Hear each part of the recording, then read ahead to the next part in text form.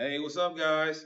It's week 12 of the Brandon Bill Institute. So you know what that means? It's the final week. So we wrapping it up, and I want to make sure that you guys got your business plan all complete by the end of this week. So today we're just gonna go over some of the things that you need to have in order and you need to have all together for your business plan to actually be complete. All right. So week 12, business plan, finalization, and launch.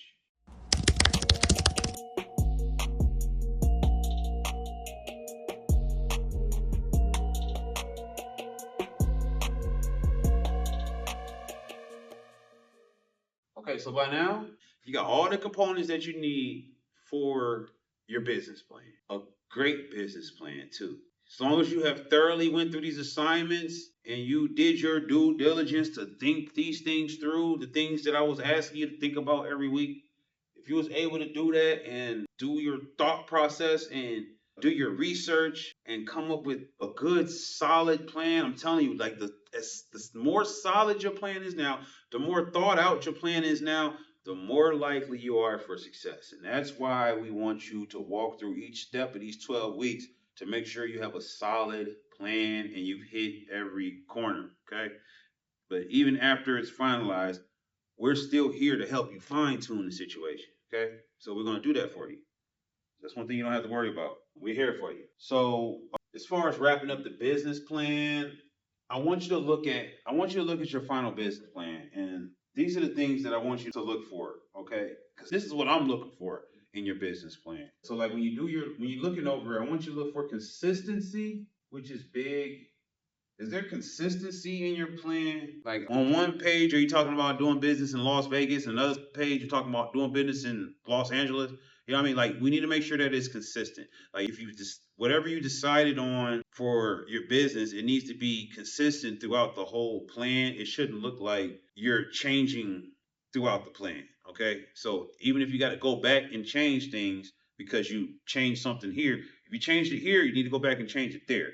We need consistency all the way through the plan. Even with the numbers have to be consistent as far as like how much you say you're selling this for and how much you're going to make here and what the profit should be. Like that should be consistent. If you told me that you're paying for $5 for each unit here, but then when I look at your finances, it says that there's no expense for each unit.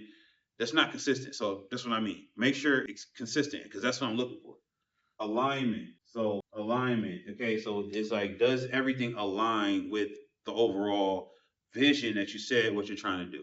Like it has to align from beginning to end as far as what we're looking for or what you're looking for. I'm looking for what you're looking for. I need to make sure that your business plan aligns with what you told me you're looking for. All right.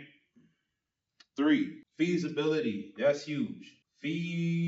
Feasibility. So how feasible is it? How doable is it? Is it doable? Is it possible to get it done? Okay. Something that's feasible is if you told me I'm going to sell 50 t-shirts in a month. Okay, that's feasible. And I would probably actually tell you that you could do more than that, right? But something that's not feasible is if you said, I'm going to swim across the Atlantic Ocean in 2 hours. That's not feasible. That's not a feasible business plan. Okay. That, I mean, swimming across the ocean in any amount of time is not feasible, let alone 2 hours. You see what I mean? So it's not feasible. You're just not going to be able to do that. But so that's what I'm looking for. Make sure it's feasible. Make sure what you're doing is something that can be done. Okay. And it's now there's a lot that can be done. So it's actually kind of hard for me to say something that's not feasible. That's why I had to go all the way to the extreme of swimming in the ocean because I mean there might be somebody out there that will tell me that's feasible, but I'm looking for your business plan to be realistic and feasible in terms of what you are capable of doing, basically. All right. So that's what I'm looking for: consistency, alignment, and feasibility. And you need to look for that too. When you go through your plan, make sure you're looking for those three components. All right. What else? Your pitch. What about your business pitch? What do we need in the business pitch? In your business pitch, okay, we need to understand the problem. What problem are you solving? Talk about the problem in the world that you came to solve. You know, talk about the pain that people are in that you are here to solve. Okay. Then I want to know what is the solution? what is your solution to this problem that people have?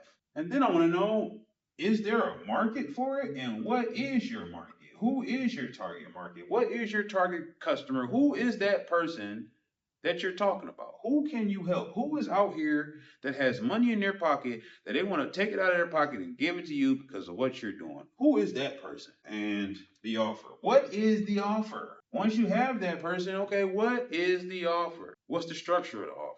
How do you deliver the offer? And then lastly, the financial potential. Okay, so financial potential is what is the potential of this business to be successful? Like, how much potential does this business have to be successful? And have you proven that in the beginning of the pitch? Have you shown me that your business has potential to be financially successful by the numbers? As long as the numbers make sense and you got your revenue and you got your expenses coming out the revenue and your profit is still there, you still got a good profit, then that's going to look like financial potential. But it all got to be lined up and making sense, though. All right. Next components. All right. So after you got your pitch down pat, the next thing is execution and launch. Okay. After you got the pitch, the next thing we're gonna do is execution and launch. So that's the real world execution and launch of your business. We've already prepared for the launch. So now we just gotta kind of execute the launch. So that's what we're doing this week, and we're gonna sustain it forever. Like that's why you had to put so much thought into this at the beginning. In week one, you had to put a lot of thought into what type of business you even wanted to go into because this is a life commitment right here. It should be. I don't think any of you guys plan on giving up on this. So it should be a lifetime commitment. So once you, this process right here is ongoing. You will constantly be executing this play. You will constantly be executing this play. So what's the next thing? So yeah, we're gonna transform your business plan into real world activity. So basically, it's time to launch. It's time to start, and just make sure you have everything in place for your launch day. Okay, so after execution and launch, what are we doing? All right, now we're talking about strategic flexibility. Okay, so strategic flexibility. All right, so on this point, okay, so at this point, I need you to understand that entrepreneurship requires continuous adjustment and improvement. So that's why you have to have strategic flexibility because things change so fast. When you're talking about technology, when you're talking about people, you're talking about teams, talking about circumstances, life changes, all of that kind of stuff, you have to have strategic flexibility. You got to be able to roll with the punches. You got to be able to adapt and change and adjust. So those skills are very important. So that's why I want to reiterate that here in the final lesson is it's hard to predict the things that are going to be coming ahead, right? So you just have to understand that you have to be flexible. You have to know that there's going to be certain things you have to dodge, certain things that you have to confront head on. But you have to be flexible and you have to be able to adjust to those different circumstances. Okay, so the way that you're able to be flexible is by doing these things. Evaluate results. Okay, look at the results. Even if it's good results, still evaluate the results. Make sure that the results are like what you're looking for and that you're in control of the results, or at least in control of the input that's getting you the good results. So you know you need to put a lot of good input in order to get a lot of good output out. So you can control your input. So control how your input is, and then look at what the results are. That way you know if you need to be doing more input in order to get better results. That has to be constantly evaluated, y'all. Adapt your strategy.